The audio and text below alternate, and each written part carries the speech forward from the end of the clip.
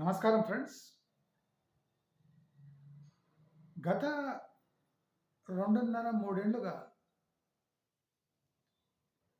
మన channel real estate, politics,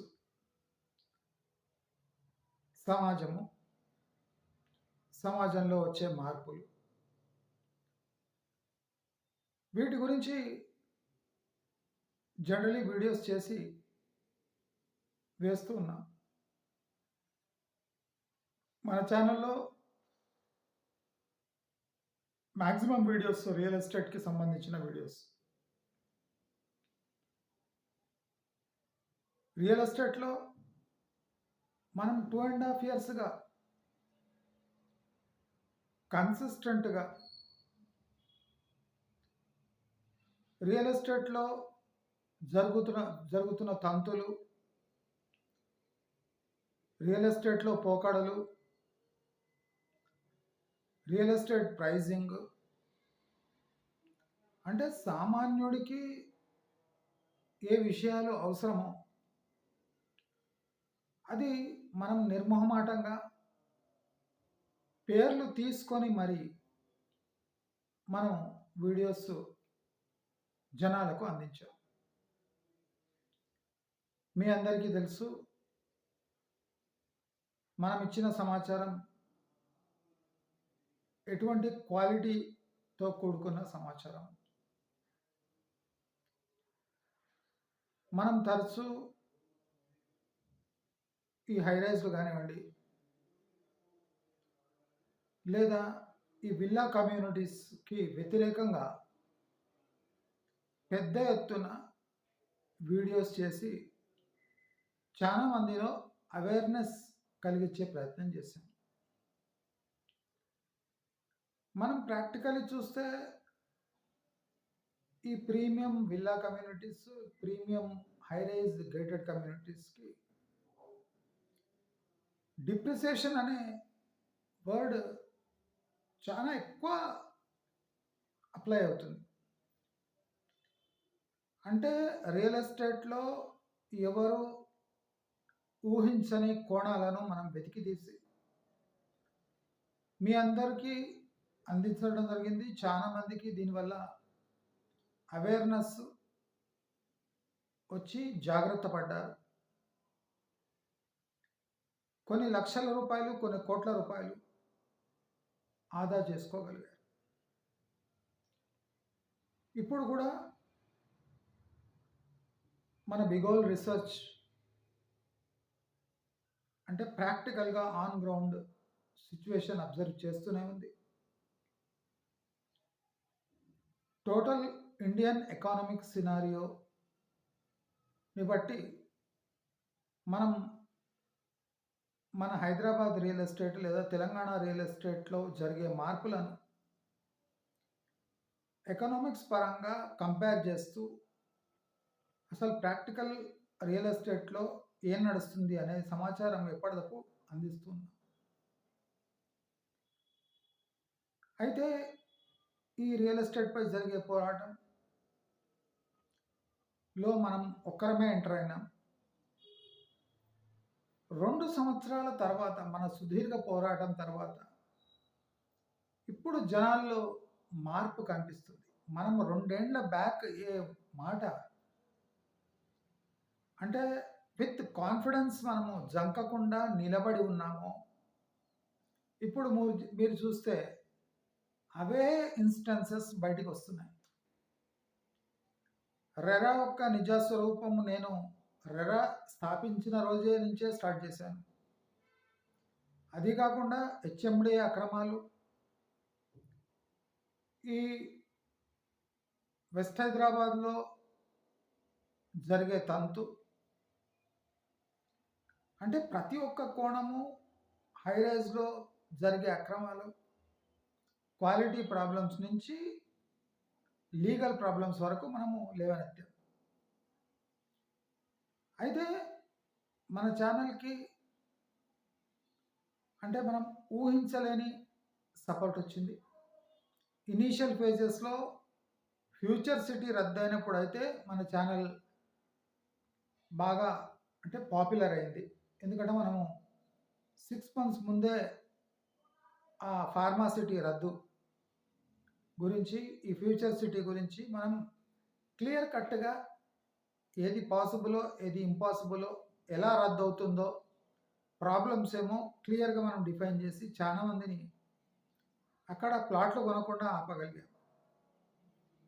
అప్పటి నుంచి మన ఛానల్‌కి మంచి సపోర్ట్ లభిస్తుంది. మోరల్ సబ్స్క్రైబర్ లేదా మన మెంబర్‌షిప్ సపోర్ట్ కాకుండా బయటి నుంచి ఫైనాన్షియల్ సపోర్ట్ అంటే మన అకౌంట్‌లోకి చాలా మంది ఫైనాన్షియల్ సపోర్ట్ అందిస్తూ ఉన్నారు. ఈ ఫైనాన్షియల్ సపోర్ట్ అందించే వారిలో అంటే మనం అప్రాక్సిమేట్‌గా ఎస్టిమేషన్ వేసుకుంటే ఒక 20-30 మెంబర్స్ రెగ్యులర్ అంటే apart from membership they are paying అంటే they are paying money from their pockets. అంటే అభిమానులు అని చెప్పాలి. సబ్స్క్రైబర్స్ అనొద్దు వాళ్ళని, అభిమానులు అనాలి. అవుట్ ఆఫ్ ది వే చాలా మంది ఫైనాన్షియలీ కాంట్రిబ్యూట్ చేశారు. ఇప్పటి వరకు రెగ్యులర్‌గా ఒక 20-30 మెంబర్స్ అండ్ దాదాపు 80-90 మెంబర్స్ 2.5 ఇయర్స్‌లో అప్పుడప్పుడు కాంట్రిబ్యూట్ చేస్తూనే ఉన్నారు. మన ఛానల్ నిలవాలంటే ఫైనాన్షియలీ స్టేబుల్ కావాలి. ఎందుకంటే మనం ఏ స్పాన్సర్‌షిప్ తీసుకోము, ఎవరి దగ్గర డబ్బులు తీసుకోము, ఎవరు యాడ్స్ వేసుకోము. మనం ఎటువంటి రెవెన్యూ స్ట్రీమ్ లేదు కనుక మన సబ్స్క్రైబర్సే ఈ ఛానల్ని ఇన్ని రోజులు ఆదుకుంటూ ఉన్నారు. అయితే ఇన్ని రోజులు మన ఛానల్ని ఆదుకున్నందుకు అందరికీ ధన్యవాదాలు. అయితే నేను ఈ మంత్ నుంచి ఏమనుకుంటున్నా అంటే ఎవరెవరు మన ఛానల్కి కాంట్రిబ్యూట్ చేస్తారో ఎవ్రీ 15 డేస్ ఒక్కసారి ఎవరైనా ఉంటే వాళ్ళ పేరు తప్పకుండా మన ఛానల్లో మెన్షన్ చేయాలి. అంటే వాళ్ళకి ఆబ్జెక్షన్ లేకుంటే వాళ్ళ పేరు తప్పకుండా మన ఛానల్లో మెన్షన్ చేయవలసిందే. ఎందుకంటే అవుట్ ఆఫ్ ది వే పోయి వాళ్ళు మన ఛానల్కి కాంట్రిబ్యూట్ చేస్తున్నారు. ఇప్పటి వరకు ఆ 90 పైచిలుకు మంది లేదా 90-120 ఉంటారు పైచిలుకు మంది మన ఛానల్కి ధన రూపేణ కాంట్రిబ్యూట్ చేసినందుకు వాళ్ళకందరికీ కృతజ్ఞతలు. కానీ ఇప్పుడు ఎవ్రీ 15 డేస్ ఎవరైనా కాంట్రిబ్యూట్ చేస్తుంటే తప్పకుండా వాళ్ళ పేర్లు చదవడం మన బాధ్యత అనిపించుకుంటుంది. ఎందుకంటే అనామకంగా వాళ్ళు ఉండకూడదు. వాళ్ళు కూడా మన ఛానల్ ద్వారా వాళ్ళు కాంట్రిబ్యూట్ చేసినందుకు అట్లీస్ట్ మన ఛానల్ వాళ్ళ పేరు తీసుకోవాలి.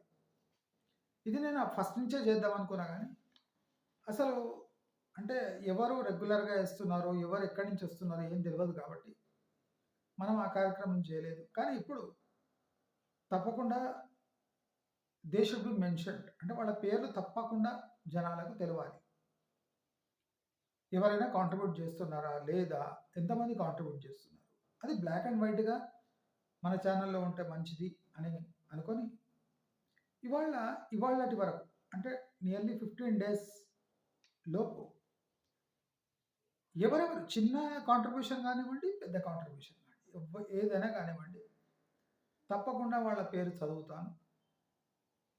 అంటే ఏదైనా ఒక వీడియో చూస్ చేసుకొని దాంట్లో తప్పకుండా వీళ్ళ పేర్లు మెన్షన్ చేస్తాను. అయితే ఇవాళ ఈ మంత్ కాంట్రిబ్యూట్ చేసిన వాళ్ళ పేర్లు చదువుతాను. ఒక్కసారి అందరూ వినండి. డి మాధవ్ కాంట్రిబ్యూటర్ అండి, డి మాధవ్. వీళ్ళందరికీ థ్యాంక్స్ చెప్పుకుంటున్నా, పేరున థ్యాంక్స్ చెప్పుకుంటున్నా. పద్మా ఎస్, పాపిరెడ్డి గారు, ఆంజనేయులు. ఇక్కడ అంటే మన అకౌంట్ నంబర్కి వచ్చిన పేర్లు అది ఫుల్ ఉండొచ్చు లేదా పార్షల్ ఉండొచ్చు. ఎవరు చూస్తారో వాళ్ళకి అర్థమయ్యేది అది వాళ్ళు కాంట్రిబ్యూట్ చేసిన వాళ్ళు. కొత్త పి, రమేష్ బొలినేని, గజ్జల భగీరథ అండ్ కోన శ్రీనివాస్ గారు. వీళ్ళందరూ ఈ నెల already they have contributed. I'm grateful to these people because సాటి వారిని ఆదుకునే తత్వం లేని ఈ రోజుల్లో వీడియోస్ చూసి కాంట్రిబ్యూట్ చేయడం ఒక పెద్ద సాహసం అనను. వాళ్ళు ఒక దయా హృదయం కలిగిన వాళ్ళు, ఒక మంచి కోసం పాటుపడుతున్న వాళ్ళు కనుక వీళ్ళందరూ మన ఛానల్కి కాంట్రిబ్యూట్ చేశారు. ధన్యవాదాలు. ఈ 15th తర్వాత ఇంకెవరైనా కాంట్రిబ్యూట్ చేస్తుంటే మంత్ ఎండ్లో వాళ్ళ పేర్లు తప్పకుండా తీసుకోవడం మన ధర్మము అని నాకు అనిపిస్తుంది. ప్రతి ఒక్క కాంట్రిబ్యూషన్ నా మొరాల్ బూస్టర్. నేను డబ్బు మనిషిని కనుక నేను క్లియర్లీ చెప్తున్నా, నేను డబ్బు మనిషిని కనుక మనిషికి కావాల్సి వచ్చింది. నాకేం ఆస్తులు పాస్తులు ఏం లేవు, అసలు ఏం ఫ్యూచర్ ఇది లేదు, ఇది నా కెరియర్ కాదు. కానీ నా దగ్గర ఉన్న సమాచారం మీ అందరికీ కాంట్రిబ్యూట్ చేయగలిగితే, మీ డబ్బు మిగిల్చగలిగితే, మీరు రైట్ డిసిషన్ తీసుకోగలిగితే అదే 10,000 అని నేను అనుకుంటున్నాను. అందరూ కాంట్రిబ్యూట్ చేసిన వాళ్ళకందరికీ థ్యాంక్స్. అదే కాకుండా గూగుల్లో స్టిక్కర్స్, మెంబర్షిప్స్ ప్లస్ ఇతరత్ర వ్యూవర్షిప్స్, లైక్స్ కొట్టిన వాళ్ళకు కూడా నా తరఫున మీ అందరికీ ధన్యవాదాలు తెలియజేసుకుంటున్నా. అయితే మీరు గమనించవలసిన ఒక ముఖ్యమైన పాయింట్ ఉంది. హైదరాబాద్ రియల్ ఎస్టేట్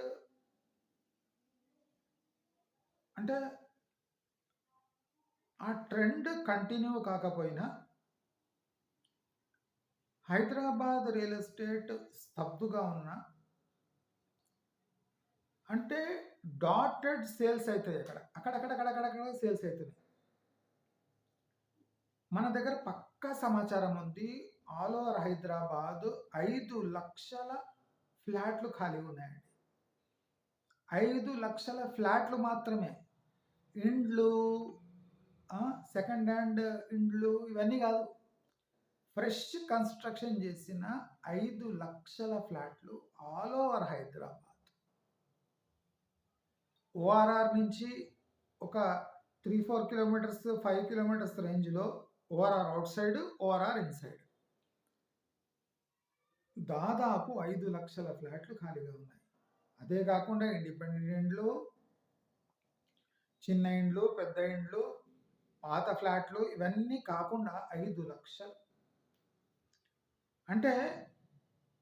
మన 10 years కోసం ఏం కావాలో ఇన్వెంటరీ అది హైదరాబాదులో రెడీగా ఉంది.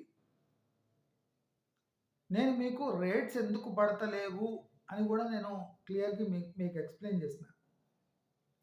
రేట్స్ ఎందుకు పడతలేవు? ఒక ప్రాజెక్ట్లో 10% బిల్డర్ అమ్మగలిగితే ఆయన డబ్బులు ఆయనకు వచ్చేస్తాయి. ఓన్లీ 10%. చాలా రిస్క్ ఉంది. 15% అమ్మగలిగితే ఆయన డబ్బులు ఆయనకు వచ్చేస్తాయి. 10-15% ఒక 100 ఫ్లాట్లలో 10 అమ్మేసి వాడు ఇంకా ఆరాంగా కూర్చోవచ్చు, మొండి పట్టుకొని కూర్చోవచ్చు. 10 ఫ్లాట్లే ఆయనకు ముఖ్యం. అది అమ్మేసిండా, I will recoup his investment. Next 90% flat is on banks mercy or his will. ఆయన విల్ పై ఆధారపడింది. How much profit they are making out of a venture. నేను చెప్తున్నా కదా, 300 to 400% ప్రాఫిట్ ఉంది. 1000 కోట్లు పెడితే 4,000 కోట్లు వస్తుంది. 100 కోట్లు పెడితే మినిమం 500-600 కోట్లు వస్తుంది. అంటే అంత మార్జిన్స్ ఉన్నాయి ఫ్లాట్‌పై. వీళ్ళు చెప్తున్న అబద్ధం ఏమంటే వీఆర్ మేకింగ్ 20-30% ఓన్లీ. కొంతమందైతే 18% ఓన్లీ అని చెప్తున్నారు. అన్నీ పచ్చి అబద్ధాలు. ఇలా అంటే వీళ్ళు ఇన్వెంటరీ ఇంత దరిద్రంగా ఎందుకు తయారైంది? వెస్ట్ హైదరాబాద్‌లోనే 3,00,000 ఫ్లాట్లున్నాయి. వెస్ట్ హైదరాబాద్‌లో 3,00,000 ఫ్లాట్లున్నాయి. అన్ని అబద్ధాలు చెప్తుండ్రు. ఇప్పుడు మనము 3,00,000, 5,00,000 నడిస్తే వీళ్ళు 1,00,000, 1,50,000 దాటుతుండ్రు ఇప్పుడు. అంటే అప్పుడు కూడా అంతే ఉన్నాయి. డిమాండ్ ఎప్పుడో స్లో అయిపోయింది. కానీ వీళ్ళు మొండి వాదన, ఈ బ్లాంకెట్ ప్రచారం వల్ల వాళ్ళు ఇప్పటి వరకు 50,000, 30,000 అని చెప్తున్నారు. ప్రాక్టికలీ నేను ఒకరోజు మీకు చెప్పిన Hyderabad as inventory for up to 18 years, 18 ఏళ్ల వరకు ఉన్న ఫ్లాట్స్ అమ్మిన 18 ఏళ్ల వరకు ఒక్క ఫ్లాట్ కట్టే అవసరం లేదు. అంత ఇన్వెంటరీ ఉంది హైదరాబాద్. అయినా రేట్లు పడతలేవు. అంటే దీనికి నేను కారణం క్లియర్గా చెప్తున్నా. They are making 400% profit. 1000 కోట్లు పెడితే నియర్లీ 6-6.5 వేల కోట్ల లాభం వస్తుంది. అంటే total real estate value wise చూస్తే billions of dollars, billions of rupees దాటిపోతుంది. అసలు అంత లోన్ తీసుకున్నారా? Cost of building that property ఎంత? ఇవి చూస్తే చాలా లో ఉన్నాయి. కానీ సేల్ అంటే లిస్ట్ వాల్యూ చూస్తే బిలియన్స్, బిలియన్స్ మనం లెక్క కట్టలేం అంతుంది. నా ఎస్టిమేషన్ ప్రకారం తెలంగాణ 25 ఏండ్ల బడ్జెట్, మినిమం 25-30 ఏండ్ల బడ్జెట్ అంతా రియల్ ఎస్టేట్ ఇన్వెంటరీ హైదరాబాద్లో ఉంది. Unsold inventory, unsold inventory. అంటే మనము ఎంత డేంజరస్ బబుల్ మీద కూర్చున్నాము మీరు ఊహించలేరు. నేను అందుకోసం బేజార్ వచ్చేసి కొన్ని రోజులు రియల్ ఎస్టేట్ వీడియోస్ చేయడమే మానేసి. ఇంత భయానకమైన సిచ్యువేషన్ నుండి జనాలు 1 కోటి మీద ఇంకా ఫ్లాట్ల గురించి మాట్లాడుతుండ్రు. 1 crore ప్లస్ డిమాండ్ పెరుగుతుంది. విల్లాలో 6 కోట్ల నుంచి 12 కోట్ల వరకు విల్లాలు పోతున్నాయి. ఇవన్నీ పచ్చి అబద్ధాలు, పచ్చి అబద్ధాలు. ఇప్పుడు మన 1 crore పాపులేషన్ హైదరాబాద్ ఉంది. మీరు ఇమాజిన్ చేయండి, 5 లక్షల ఫ్లాట్లు ఖాళీ ఉన్నాయి. అంటే 5% ఆఫ్ పాపులేషన్ తీసుకునే అన్ని ఫ్లాట్లు ఉన్నాయి. అంటే ఈ 95% ఆఫ్ పాపులేషన్ ఎక్కడో ఒక చోట కిరాయకో ఓన్ హౌసెస్ అన్నీ ఉన్నాక కూడా ఈ 5% పాపులేషన్ కొనే అంత ఫ్లాట్స్ ఉన్నాయి. కానీ దీంట్లో ప్రాబ్లం ఏమని చెప్తాను మీకు. దీంట్లో నియర్లీ 98% అఫోర్డబుల్ కాదు. 98% అఫోర్డబుల్ ఫ్లాట్స్ కాదు. మళ్ళీ సేల్స్ ఎట్లయితాయి? ఇప్పుడు నేను చెప్తున్నా కదా, 18 ఇయర్స్ ఇన్వెంటరీ బిల్డప్ ఉంది. 30-40 వేల ఫ్లాట్లు పర్ ఇయర్ లెక్క వేసుకుంటే మన దగ్గర 18 ఇయర్స్ వరకు ఒక్క ఫ్లాట్ కట్టకపోయినా ఉన్న ఫ్లాట్లు అమ్ముకోవచ్చు. అంత ఇన్వెంటరీ ఉంది. ఈ దొంగనా కొడుకుల మాటలు వినకండి. 18 ఇయర్స్ ఇన్వెంటరీ. నేను 10 ఇయర్స్ అని జనరల్ స్టేట్మెంట్ ఇస్తున్నా.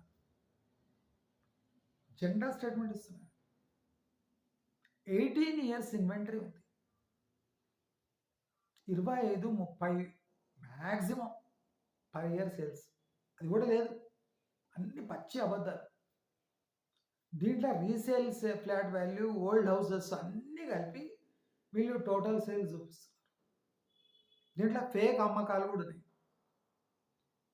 అంటే బిల్డరే అమ్మినట్టు ఫ్లిప్ చేస్తున్నాడు అక్కడిక్కడ, అంటే ఏదో వాల్యూ ఇంక్రీజ్ చేయడానికి. ఎవ్రీ 1-2 months ఒకసారి వాళ్ళ ఫ్లాటే వాళ్ళకి తెలిసిన వాళ్ళకి రిజిస్టర్ చేసి వాల్యూస్ పెంచే పనిలో ఉన్నారు. అది కూడా ఇంక్లూడ్ అయింది. అట్లా వేల బిల్డర్లు చేస్తున్నారు. దానివల్ల ఆ సేల్స్ ట్రిగ్గర్ అవుతుంది. అంటే నేను ఇవన్నీ చెప్పి మిమ్మల్ని భయపెట్టి ఇచ్చదలుచుకోలేదు. కానీ మీ నిరాశ ఏమంటే ఇంకా పడతలేవు రేట్స్ అంటే దానికి కారణం అదే. ఎవరు 12, 16 లక్షల ఫ్లాట్లు రెడీ అయితే మీరు 70 లక్షలకు, 1,20,00,000కి ఎందుకు అమ్ముతున్నారని ఎవ్వరు అడుగుతలేరు. అందరు లోన్స్‌కి అప్లై చేసుకుంటున్నారు. సాలరీ స్లిప్ పెడుతున్నారు. ఆ ఫ్లాట్స్ కొంటా ఉన్నారు. ఈ బేసిక్ డౌట్ మనం వ్యక్తం చేసి కన్‌స్ట్రక్టెడ్ వాల్యూ నేను చెప్పిన క్యాలిక్యులేషన్ చూపించిన కదా! మీరు అట్లా క్యాలిక్యులేషన్ చేసి వాడి మొఖాన పడేయండి. ఇప్పుడు మనం ఆల్రెడీ ప్రాజెక్ట్ ఎవాల్యుయేషన్ చేసినాం. అదే ప్రాజెక్ట్ వీడియో తీసుకపోయి వాడి మొఖాన పెట్టండి. సార్ ఇది మన ఇట్లా అంటుండు. దీంట్లో అబద్ధం ఏముంది అడగండి. అబద్ధం అన్నాడు అనుకోండి మీరు క్యాలిక్యులేట్ చేయండి అన్నాడు. కానీ ఒకటి గుర్తుపెట్టుకోండి. పర్ ఎస్ఎఫ్టీ 2000 అనేది అబద్ధం. పర్ ఎస్ఎఫ్టీ 2000 కన్స్ట్రక్షన్ కాస్ట్ అనేది పచ్చి అబద్ధం. పచ్చి. అది ఎవడైనా 2000 కాస్ట్ అని అంటే ఫస్ట్ కొట్టేశాడు. సారీ బాస్ అన్నాడు. సారీ బాస్ అన్నాడు. నేను ఫస్ట్ నుంచి కన్సిస్టెంట్గా ఉన్నా. అబండెంట్ ల్యాండ్ అవైలబుల్ ఉంది ఆల్ ఓవర్ హైదరాబాద్. 3 crores వేసి ఒక ఫ్లాట్ కొనే బదులు ఎక్కడైనా దూరంలో ఒక 40-50 లక్షలు వేసి లేదా 70 లక్షలు వేసి ఒక ఇల్లు కొనుక్కొని ఒక కారు పెట్టుకొని, కారు డ్రైవర్ పెట్టుకొని, ఇంటికి ఒక వాచ్‌మెన్ పెట్టుకున్న మీకు ఈఎంఐ కాస్ట్ అంతా కాదు. ఒక ఇల్లు కట్టుకొని, ఒక వాచ్‌మెన్ పెట్టుకొని, ఒక డ్రైవర్ పెట్టుకొని, ఒక లగ్జరీ కార్లు 2 కొనుక్కున్నా మీకు ఆ ఖర్చు కాదు. ఒక ఈఎంఐ అయ్యే ఖర్చు కాదు. మరి లగ్జరీగా ఒక చోట ఉండక మీరు కార్ డ్రైవ్ చేయాల్సిన అవసరం లేదు. మీరు ఒక కార్ డ్రైవర్‌ని కూడా పెట్టుకోవచ్చు. అంటే ఒక ఈఎంఐని పక్కన పెడితే మీకు అంత లాభం ఉంటుంది. నేను అదే చెప్పేది రియల్ ఎస్టేట్‌కి వ్యతిరేకం కాదు. వాల్యూ ఆఫ్ రియల్ ఎస్టేట్‌కి నేను ఇన్సిస్ట్ చేస్తూ ఉంటాను. ఇప్పుడు మీరు చూడండి ఆ గ్లోబల్ సమిట్ కోసం తొందరగా ఆ నియోపోలిస్‌కి 151 కోట్లో 152 కోట్లు పలికిచ్చారు చూడండి. కావాలని ఇది. ఆ సమిట్ కోసం. నేను చెప్తూనే ఉన్నా మీకు. ఆ టోటల్ ఫ్యూచర్ సిటీ ల్యాండ్స్‌లో 6000 ఎకర్స్ ఆల్రెడీ సీక్రెట్ అగ్రీమెంట్ చేసుకున్నారు. ఇప్పుడు చూడండి మొన్న గ్లోబల్ సమిట్ అయినప్పుడు ఎవరెవరు వచ్చిండ్రు? అంతా లోకల్ వాళ్ళే మొత్తం ఫ్రెండ్స్, బంధువులు వీళ్ళే కోట్లు వేసుకొని వచ్చి నాగార్జున ఇటువంటి వాళ్ళే కోట్లు వేసుకొని వచ్చి ప్రజల భూమిని దర్జాగా దోచుకొని వెళ్ళిపోయారు. నేను మీకు ఫ్యూచర్ సిటీ ఫ్యూచర్ గురించి క్లియర్లీ చెప్తున్నా. విఎఫ్ఎక్స్ స్టూడియోలు ఏఐకి 200 ఎకరాలు ఇచ్చి అక్కడ స్కిల్ యూనివర్సిటీ పెడితే గ్రో కాదు 100% గ్రో కాదు. నా మాట వినండి. నేను వెస్ట్ హైదరాబాద్ గురించి ఎన్ని ప్రశ్నలు ఇస్తున్నానో దానికన్నా 10 ప్రశ్నలు నేను ఫ్యూచర్ సిటీ కోసం ఇస్తున్నాను. మీ మంచి కోసం ఇస్తున్నాను. షామీర్పేట్కి మీరు మెట్రోలు వేసుకున్నా ఏం వేసుకున్నా షామీర్పేట్ ఏరియా మనం అనుకున్నంత డెవలప్ కాదు. నేను షాద్నగర్ జడ్చర్ల ఏరియా కూడా చెప్తున్నాను. అది ఇప్పట్లో డెవలప్ కాదు. అయితే ఈ హైదరాబాదులో క్లియర్ అంటే డెవలప్మెంట్ ఎప్పుడు క్లియర్ అవుతుంది. నేను మీకు ఆల్రెడీ చెప్తున్నా. వన్స్ నేషనల్ హైవేస్ అన్నీ అట్లీస్ట్ ఆన్ మ్యాప్ ఎక్స్ప్రెస్ వేస్, ఈ 12 వరుసల రహదారి, 6 వరుసల రహదారి, ఎలివేటెడ్ కారిడార్స్ ఇవన్నీ డిపిఆర్ సబ్మిట్ అయ్యి, ఫర్ ఎగ్జాంపుల్ డిపిఆర్ సబ్మిట్ అయ్యే వరకన్నా ఆగండి. డిపిఆర్ సబ్మిట్ అయినాక మీరు ఈ రోడ్స్నంతా ఒకసారి ఎవాల్యుయేట్ చేయండి. చేసి మీకు ఇన్వెస్ట్ చేసేది ఉంటే అక్కడ చేయండి. కానీ ఈ హైరైజెస్ జోలికి పోకండి. నేను మళ్ళీ వార్నింగ్ ఇస్తున్నా. ఈ వీడియో మళ్ళీ మీరు వేసుకొని ఏడవాల్సి వస్తుంది. 300, 400 కొన్ని చోట్ల అయితే 600% ప్రాఫిట్ మార్జిన్స్ ఉన్నాయి. 600% ప్రాఫిట్ మార్జిన్స్ ఉన్నాయి ఒక ఫ్లాట్ మీద. అందుకోసం వాడు తగ్గించాడు. 8 to 10% అమ్మేస్తే వాడి డబ్బులు వానికి వచ్చేస్తున్నాయి. మిగతా 90 బ్యాంకు వాడి మధ్యలో అగ్రిమెంట్ చేసుకొని మెల్లగా అమ్ముకుంటాడు. నేను చెప్పింది ఖచ్చితం. హైదరాబాద్‌లో ఇప్పటికిప్పుడు అమరావతి ఎఫెక్ట్ కూడా ఉండదు. నేను మీకు why only Vizag, why Vizag అని హ్యాష్‌ట్యాగ్ పెట్టి చెప్పాను. మీకు అప్పుడు హాస్యాస్పదం అనిపిస్తుంది. కుళ్ళిపోయినకి వైజాగ్ ఇప్పుడు చూడండి, అమరావతికి చట్టబద్ధత ఇవ్వడానికి అంటే అక్కడిక్కడ అవుతున్నారు. ప్రాక్టికలీ ఇన్వెస్ట్మెంట్స్ అమరావతికి వస్తలేవు, గమనించండి. వైజాగ్కి పోతున్నాయి. అసలు వై వైజాగ్ అని సెంట్రల్ కూడా అడుగుతుంది. ఇప్పుడు మీరు రీసెంట్ న్యూస్ చూస్తుంటారు. అప్పుడు నేను గ్యారంటీ గుర్తుకు రావాలి. మీకు నా కాంట్రిబ్యూషన్ ఒక లెవెల్లో ఉంటుంది. నా ఛానల్ చిన్నది, నా కర్మ ఏం చేయాలి. కానీ నేను టీవీలలో రాను, డిబేట్లలో పాల్గొంటే ఇంకా ఇదే. అంటే నన్ను ఇంకా పంపించేది స్టూడియో నుంచి పంపిస్తారు అంతేగాని వాళ్ళు ఏం చేయలేరు. నా మాటకు వాళ్ళ దగ్గర జాబ్ ఉండదు. నేను అందుకోసం నా విజన్ మీ ముందు పెట్టేస్తున్నా.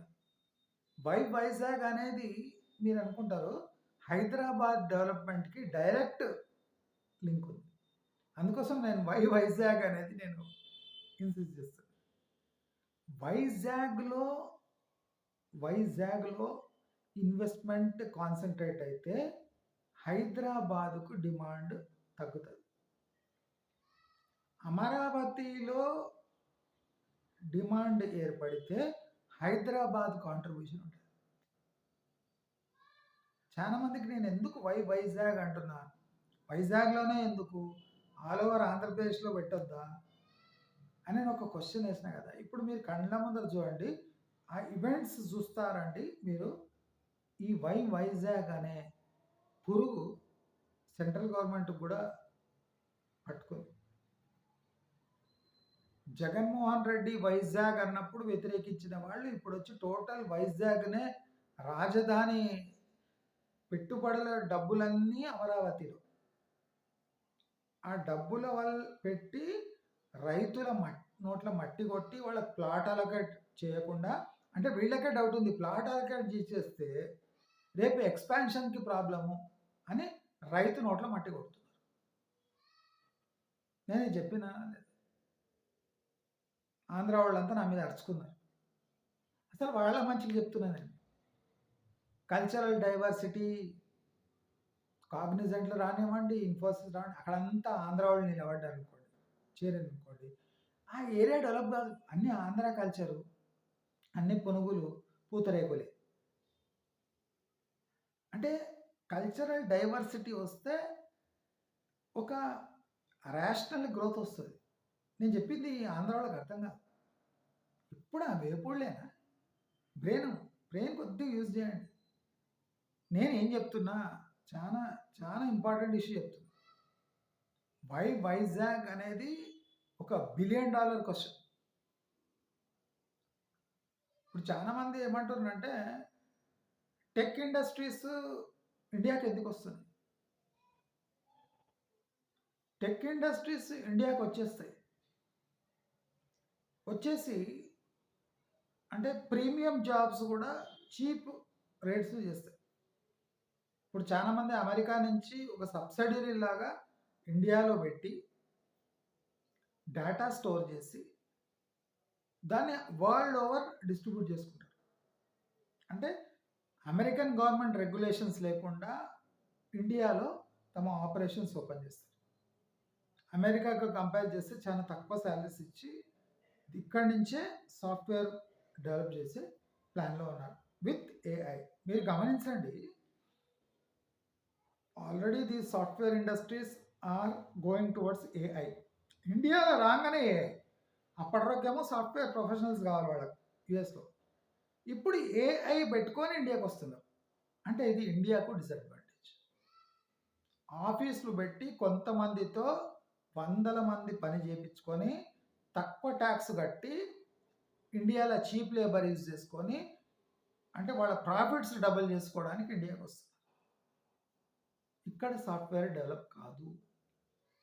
ఇక్కడ ఏఐ యూజ్ చేసుకొని అన్ని సాఫ్ట్వేర్ ఆపరేషన్స్ అంటే ఆటోమేటికలీ కంట్రోల్ చేసేటంత ఇక్కడ డేటా సెంటర్స్ కానివ్వండి, అంటే గ్లోబల్ సెంటర్స్ కానివ్వండి, ఇటువంటివి పెట్టి మన చీప్ లేబర్ ప్లస్ ఏఐని యూజ్ చేసుకొని ఈ టోటల్ ఆటోమేషన్ అనేది మన ఇండియన్స్తోని ఎంత ఫిజికల్గా అయితే అంత చేపించి, ఎంత ఏఐతో అంత చేపించి మన శ్రమ దోపిడీ చేసుకోవడానికి జనాలు వస్తున్నాడు తప్ప మనం ఉద్ధరించడానికి వస్తలేరు. నేను అదే చెప్తున్నా మీకు. డేటా సెంటర్స్ వద్దండి, మనకు సాఫ్ట్వేర్ డెవలప్మెంట్ సెంటర్స్ కావాలి. ఇప్పుడు వాళ్ళు ఏమంటారు అంటే మేము సాఫ్ట్వేర్ అండ్ డెవలప్మెంట్ సెంటర్స్ బంద్ చేసి కోడింగ్ అంతా ఏఐతో చేపించి, అంటే ఏఐతో తక్కువ లేబర్తో ఎక్కువ అవుట్పుట్, తక్కువ లేబర్తో ఎక్కువ అవుట్పుట్ అయితే ఇండియాకి ఎందుకు రావాలి? అమెరికాలో చేసుకోవచ్చు కదా. అంటే ఆ బేర్ మినిమం లేబర్ కూడా చీప్గా ఇండియా నుంచి తీసుకోపోవాలి. నేను ప్రతి ఒక్కటి ఒక హైఫై సబ్జెక్ట్ని చాలా ఈజీగా మీ అందరికీ అర్థమయ్యేటట్టు చెప్తున్నాను. ఏ డౌట్ ఉండద్దు. 10 బిలియన్ ఇన్వెస్ట్మెంట్, 20 అనగానే మనం పిచ్చి పిచ్చిగా అయిపోతున్నాం. అది కాదండి. వాళ్ళు చూడండి, అబ్జర్వ్ చేయండి, ఏఐ బేస్డ్ ఇన్వెస్ట్మెంట్స్ ఇవన్నీ. అంటే ఆ 10 బిలియన్ ఇన్వెస్ట్ చేస్తే వాళ్ళు 10 బిలియన్ ఎట్లనే రీకూప్ చేసుకుంటారు లేబర్ కట్స్. ఇక్కడ వాళ్ళకి జాబ్ ఇవ్వడానికి వస్తలేరు వాళ్ళు. ఏఐ సెంటర్స్ పెట్టి మన టెక్నికల్ ప్రొఫెషనల్స్ని కొంతమంది తీసుకొని 10 మందిని తీసుకొని ఏఐ యూజ్ చేసుకొని 100 మంది పని తీసుకుంటారు. దయచేసి ఇలాంటి సూక్ష్మాలు అందరూ గ్రహించాలి. రియల్ ఎస్టేట్ అంటే సిమెంటు, బ్రిక్స్, ఇసుక, మట్టి, కంకర కాదండి. Real estate micro and macro economic factors, political ఫ్యాక్టర్స్తో కూడా లింక్ అయి ఉంటుంది. కాబట్టి నేను మీకు టోటల్ పిక్చర్ ఇస్తుంటా. అప్పుడు పాలిటిక్స్లో ఏం జరుగుతుంది, ఎకనామీలో ఏం జరుగుతుంది, బయట వార్ వల్ల సిల్వర్ గోల్డ్ ఫ్లక్చుయేషన్ ఎలా జరుగుతుంది, మానవ సంబంధాలు ఎట్లుండాలి, ఫ్యూచర్ ఇన్వెస్ట్మెంట్స్ ఎట్లుండాలి, సేవింగ్స్ ఎట్లుండాలి, హ్యూమన్ రిలేషన్స్ ఎట్లుండబోతున్నాయి, మనం ఎట్లా సేవ్ చేసుకోవాలి, ఎక్కడ సేవ్ చేయాలి, అంటే చిన్న మ్యాక్రో లెవెల్ నుంచి మ్యాక్రో లెవెల్ పాయింట్స్ వరకు నేను మీ అందరికీ ఎక్స్ప్లెయిన్ చేస్తుంటా. కొన్ని మీకు అర్థం కావు, కొన్ని మీకు ఇదెందుకు చెప్తున్నాను అనుకుంటా. నేను చాలా సూక్ష్మాలు గ్రహించి మీకు ఆ సూక్ష్మాలు చెప్తే మీకు అర్థం కావు కనుక మీకు అర్థమయ్యే లాంగ్వేజ్లో నేను ఎక్స్ప్లెయిన్ చేస్తూ ఉంటాను. ఇప్పుడు చూడండి, అగ్రికల్చర్ ల్యాండ్ రేట్స్ తక్కువైతున్నాయి. ఇప్పుడు మీరు నెక్స్ట్ 5 years కూడా ప్లాట్స్ కొనే బదులు అగ్రికల్చర్ ప్రాపర్టీస్ కొనండి. నేను 111 జియో గురించి నేను ఎప్పటి నుంచి చెప్తున్నా, 1.5 2 years నుంచి చెప్తున్నా. అంటే కాంగ్రెస్ రాక ముందు నుంచి చెప్తున్నా. ఈ 111 జియో చాలా critical area. It can open up any time. Chevella, Vikarabad వరకు మొత్తం ఓపెన్ అయిపోతుంది. మీకు చేతనైతే పెద్ద ప్లాట్స్ కొనండి. మళ్ళీ సజెషన్ ఇస్తున్నాను. ఇది ఈ మన దాన్ని ఏమంటారు, సదాశివపేట రూట్ ఉంది కదా, దానికన్నా ఫాస్ట్గా డెవలప్ అవుతుంది. సదాశివపేట రూట్ డెవలప్ కాదండి, ఎస్సీజెడ్ డెవలప్ కాదండి. ఎస్సీజెడ్ అక్కడ ఉంది కదా, ఆ ఎస్సీజెడ్ డెవలప్ కావండి. సదాశివపేట కన్నా మీకు చేవెళ్ళ, వికారాబాద్ భయంకరమైన గ్రోత్ వస్తుంది. 111 జియో గ్యారంటీ దాన్ని మ్యానిపులేట్ చేస్తారు. ఈ గోదావరి, కృష్ణా నీళ్లు హిమాయత్ సాగర్, ఉస్మాన్ సాగర్కి ఇస్తున్నారంటేనే ఇక పిల్ల కాలువలు 111 జియో అవసరం లేదు అనే సిచ్యువేషన్ చేస్తున్నారు. నేను ఇది ఎన్నోసార్లు చెప్పిన. ఫ్యూచర్ సిటీలో ఫ్యూచర్ సిటీలో ఇన్వెస్ట్ చేసే బదులు చేవెళ్ళ, వికారాబాద్ చుట్టుముట్టు 111 జియో ఏరియాస్లో ఇన్వెస్ట్ చేసుకోండి. అది ఈ ముదనష్టపు ఫ్యూచర్ సిటీ కన్నా మంచి గ్రోత్ ఇస్తుంది. ఎవరిట్లా ఇంత ఈజీగా క్లాసీగా చెప్పాలి. నేను డీప్గా అండర్స్టాండ్ చేసుకొని ఎప్పటి నుంచి చెప్తున్నా. 111 జియో మీరు అంటారు కదా, గవర్నమెంట్ పాలసీస్ కంటిన్యూ అవుతాయి, ఇలాంటి పాలసీస్ కంటిన్యూ అవుతాయి. 111 జియో రద్దు ఉంది కదా, అది ఆ రద్దు కిరీటం కేసీఆర్ నెత్తిన పెట్టి రేవంత్ రెడ్డి 111 జియో ఓపెన్ చేసేస్తాడు, లేదా దాన్ని కొద్దిగా ట్విస్ట్ చేస్తాడు.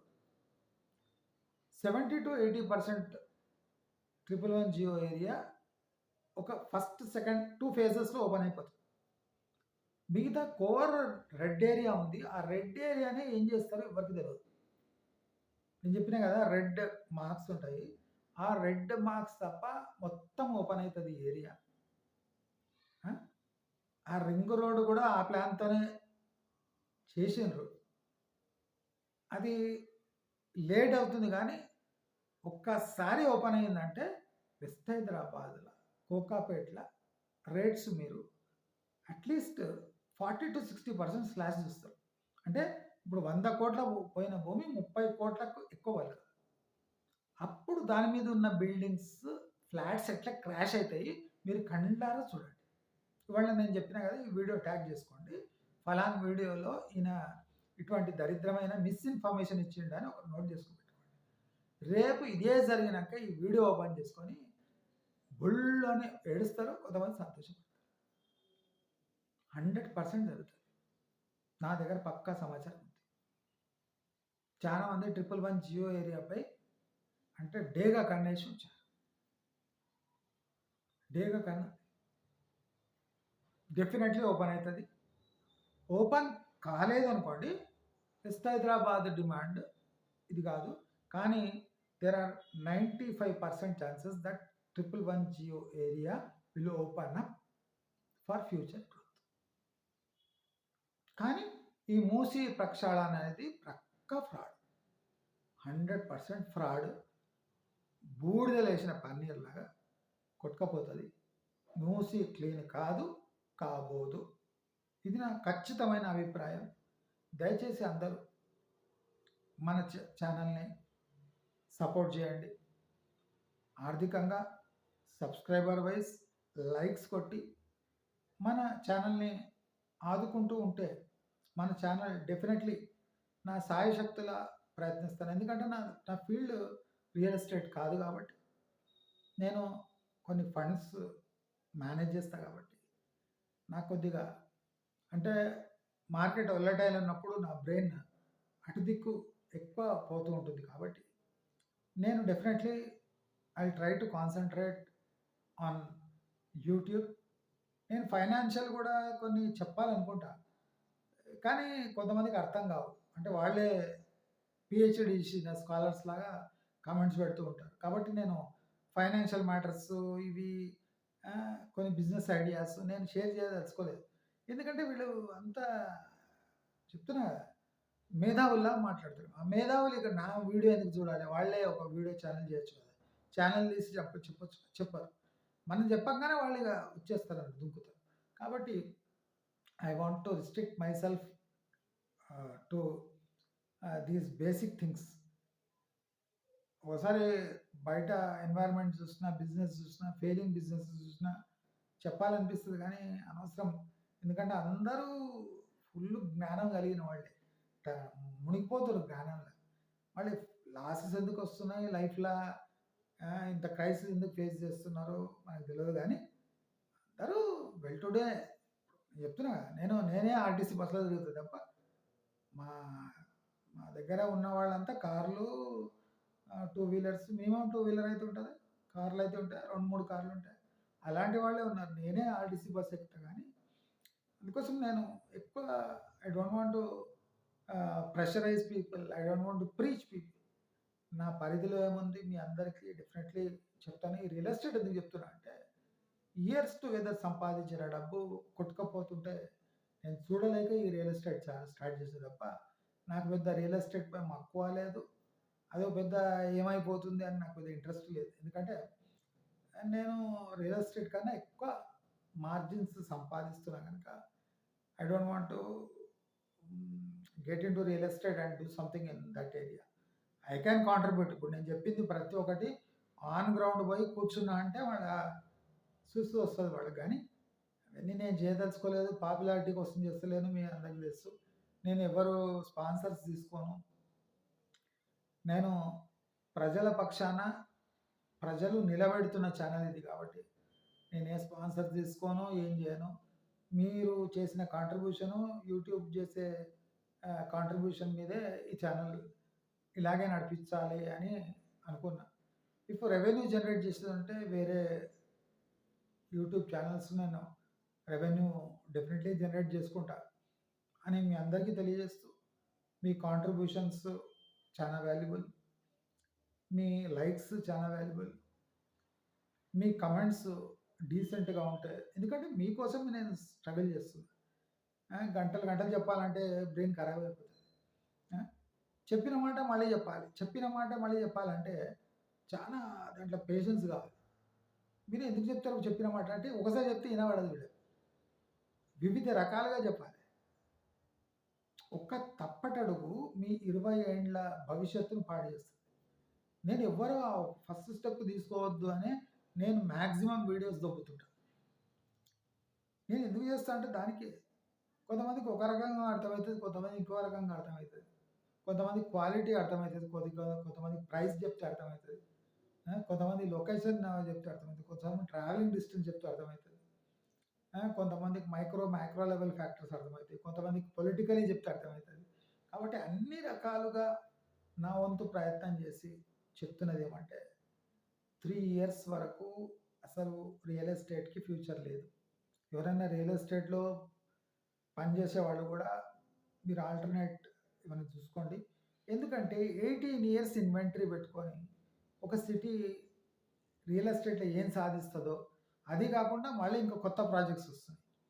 దయచేసి మీ లైఫ్ అంతా ఈ ఈఎంఐలు కట్టుకుంటా నాశనం చేసుకోకండి అని మీ అందరికీ రిక్వెస్ట్ చేస్తూ, నేను ఒక పోస్ట్ కూడా వేసిన వాళ్ళ నా యూట్యూబ్ పోస్ట్ వేస్తుంటా కదా కమ్యూనిటీలో, దాంట్లో వేస్తుంది చూడండి, హోమ్ లోన్ అంటే ఏమి, ఒక చిన్న కాంట్రిబ్యూట్ చేస్తుంటా.